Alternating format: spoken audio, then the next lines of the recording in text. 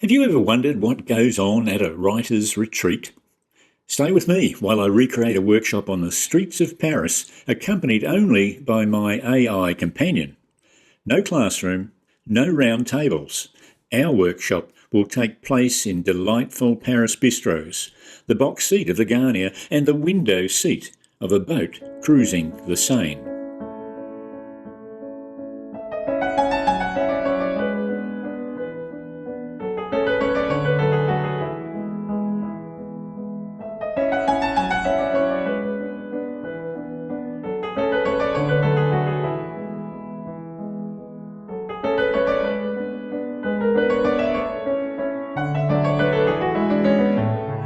I arrived in Marais not as a tourist, but as a working writer. Day one is Reconnaissance, firstly learning the Marais district, my home for 7 days. I won't be cataloguing Paris's iconic images, I'll be workshopping my memoir. While walking the streets of Marais, I'll read my Paris memoir chapters in preparation for tomorrow's official start of the workshop. Specifically, I'll revisit the chapter set in the Garnier Opera House, thinking about how I can turn scenes of reflection into anticipation, sharpening the chapter and making it a more enticing read. Day 2 begins the workshop. I return to a familiar setting, early coffee at Café de la Paix, offering the perfect view of the Garnier Opera House, bathed in morning light. The workshop takes me inside to join an official tour. Notebook in hand, I observe characters under pressure. As I walk through the Opera House, choices reveal themselves. What draws me in? What do I rush past? Which facts do I rename? And which do I discard? The building interrogates my memory as much as my memoir. Belief is no longer explained, it's exposed. That night, I redraft my selected chapter based on these learnings.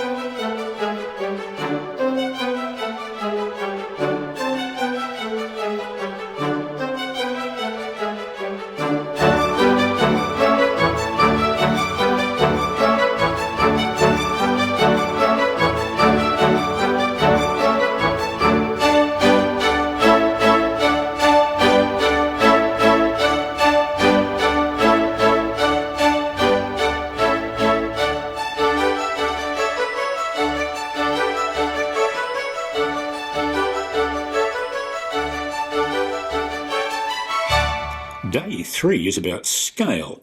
I climb Montmartre and watch Paris wake beneath me. Millions of lives, each with its own story. Within that, publishers seek new stories in time may be mine. I turn from the panoramic view to walk the lanes of Montmartre, explore artists' enclaves, sip coffee and reimagine my work through a publisher's eyes.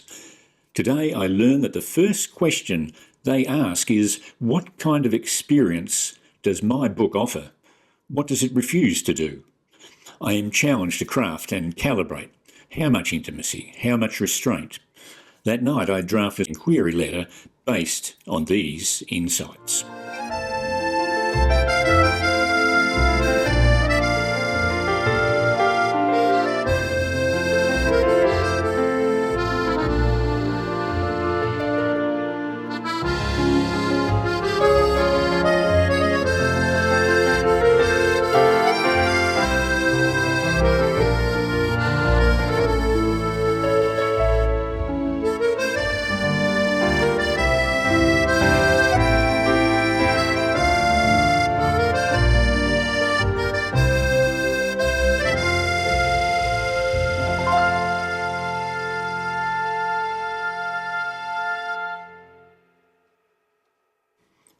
Today begins in ordinary streets, deliveries, trades, opening for the day, Paris in continuity.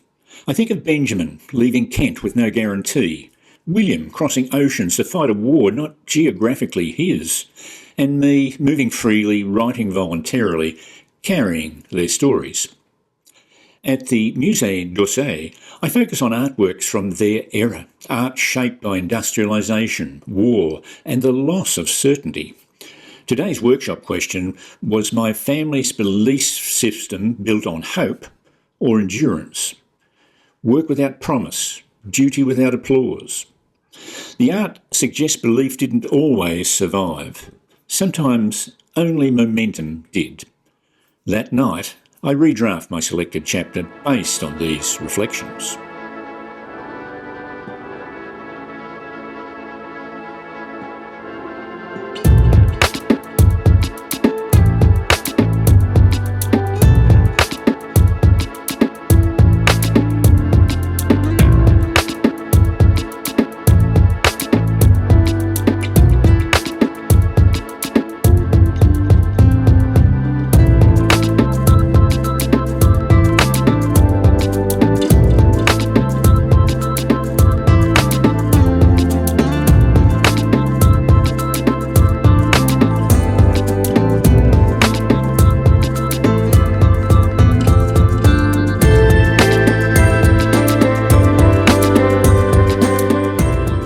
Today I return to the water. Coffee overlooking the Seine, then a river cruise. The frame is no longer mine to direct. Duration replaces control. This is where voice arrives. I think of the artists I encountered the day before, how they gave themselves permission to see differently. The river becomes a moving horizon, testing voice across time. What I felt, what I remember, and what patterns now emerge. The week doesn't end with answers, but with authority.